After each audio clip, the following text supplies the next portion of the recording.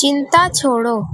पुराने जमाने में एक जादूगर अपने जादू की कला दिखा दिखा कर बहुत फेमस होता जा रहा था।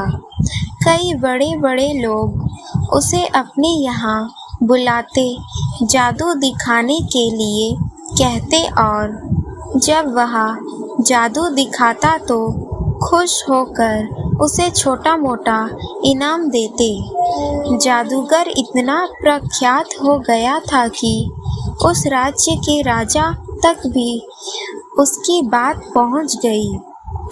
इसलिए राजा ने भी उसका जादू देखने की इच्छा जताई। राजा का बुलावा आया तो जादूगर भी खुश हो गया।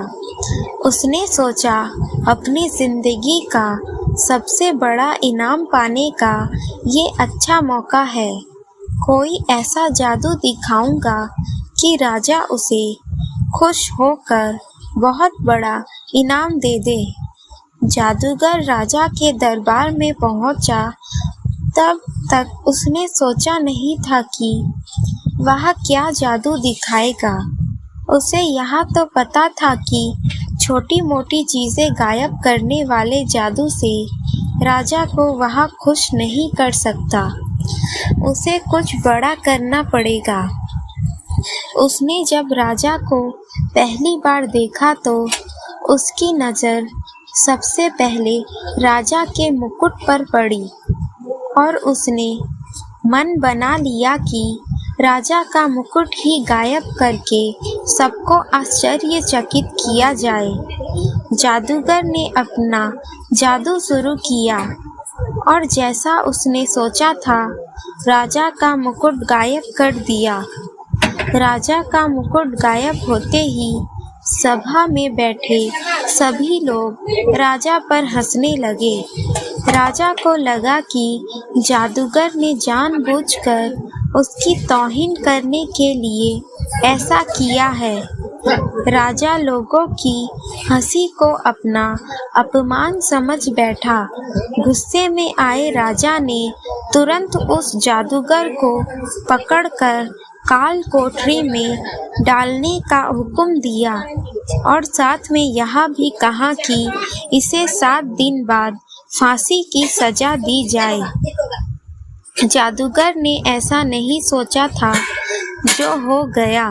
फिर भी जादूगर इतना परेशान और दुखी नहीं दिख रहा था जितना उसे होना चाहिए था। जादूगर की पत्नी को जब इस बात की खबर लगी तो वह दौड़ी दौड़ी जादूगर को मिलने के लिए काल कोठरी में आई। वह अपने पति को इस तरह से मुसीबत में फंसे देखकर रोए जा रही थी। जादूगर ने उसे समझाया कि चिंता मत करो और खुश रहो। पत्नी को लगा कि मौत की सज़ा सुन जादूगर को सदमा लगा होगा, इसलिए ऐसी बहकी बहकी बातें कर रहा है।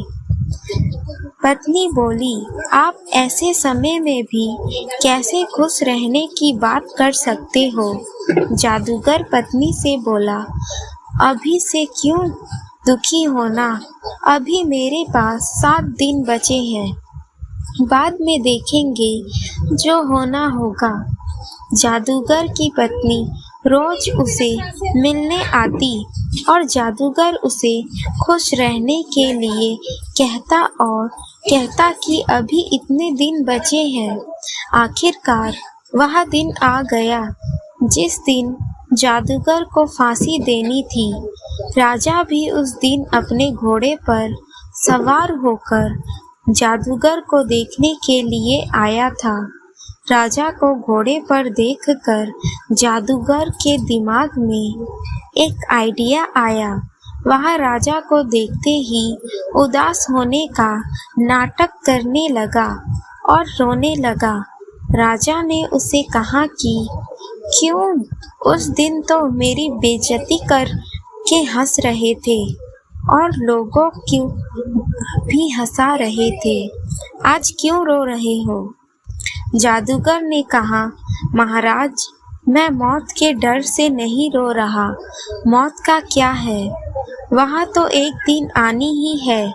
मैं इसलिए रो रहा हूँ कि मेरे इतने सालों की मेहनत, जिससे मैं अपने घोड़े को उड़ना सिखा रहा था, सिर्फ 1 साल की वजह से बर्बाद हो जाएगी।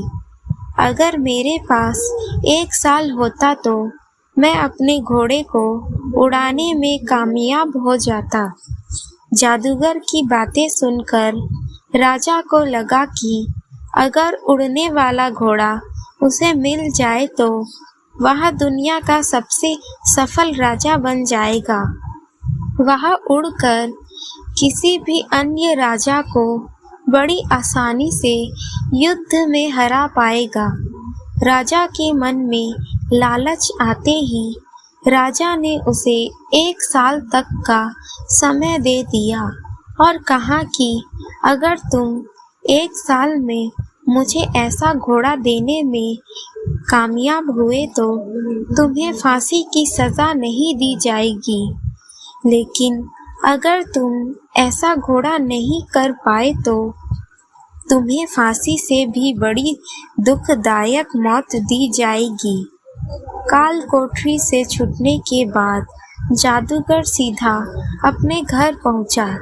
जादूगर ने देखा कि उसका पूरा परिवार और पत्नी उसके मौत का शोक मनाने के लिए इकट्ठा हुए हैं।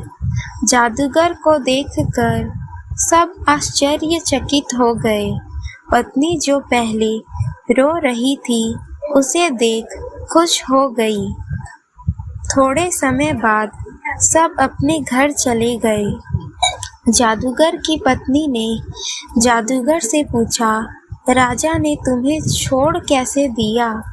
जादूगर ने उस शर्त के बारे में बताया जिसमें जादूगर को एक उड़ता हुआ घोड़ा राजा को 1 साल के भीतर देना था।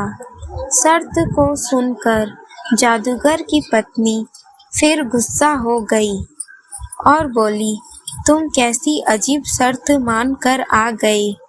क्या तुम नहीं जानते ऐसा घोड़ा कभी असंभव ही नहीं है?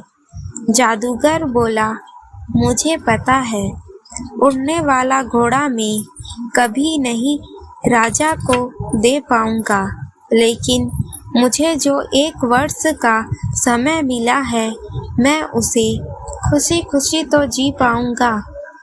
अब तुम भी चिंता छोड़ो और खुश रहो।